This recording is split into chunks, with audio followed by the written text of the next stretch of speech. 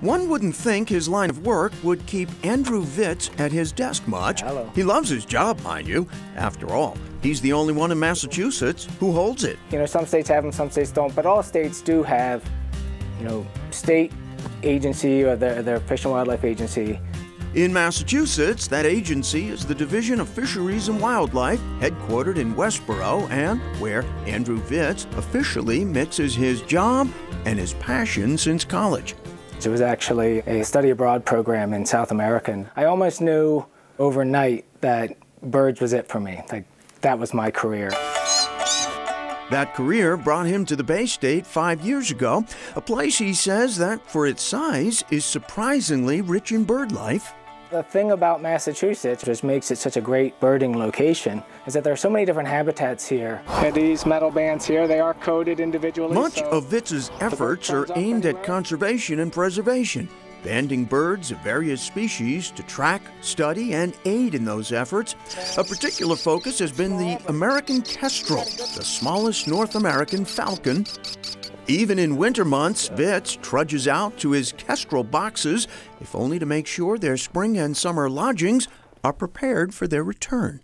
And they come back sometime between mid-May and mid-April. We like to have these boxes all set to go at that point. I love the field work. You know, long hours, hard work, you're listening to the birds. I just love that aspect of it.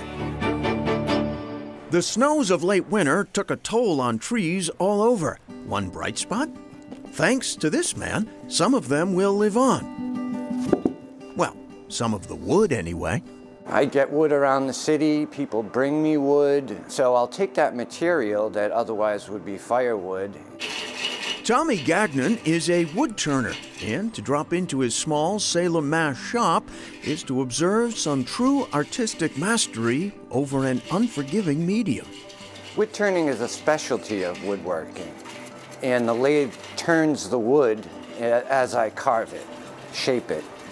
The creations that Gagnon has carved and shaped fill most of the attached gallery here, all made from found wood that he's recovered and which otherwise would have been burned or destroyed, and all locally sourced, he's proud to point out. Orange Square in Salem off of Broad Street. Okay. And this is sycamore from Marblehead.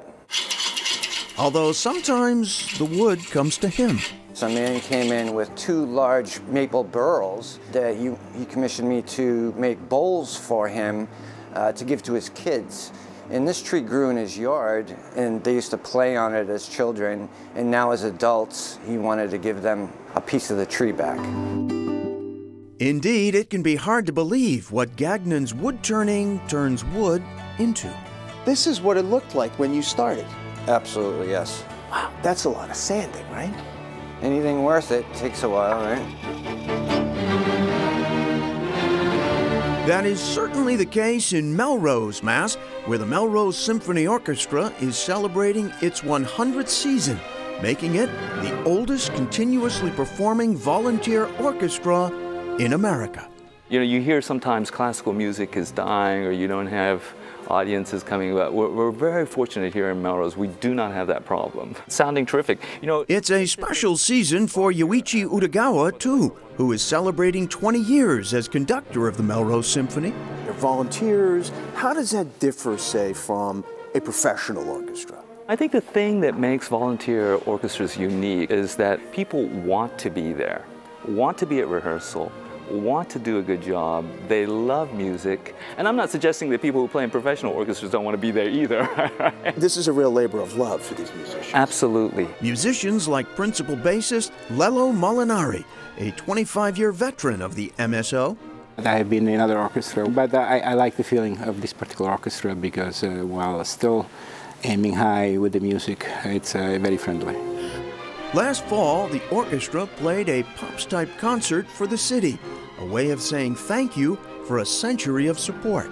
This season, we're really thinking that this is not just a tribute to the orchestra, but really to the community, because this community has supported this orchestra for 100 years. In the same proud building, and now through multiple generations. If violinist Johanna Zarkowski doesn't look old enough to have been a member of the Melrose Symphony for 28 years, that may be because she made her debut here at 12, the same age as her daughter, who hopes to follow in her mom's footsteps.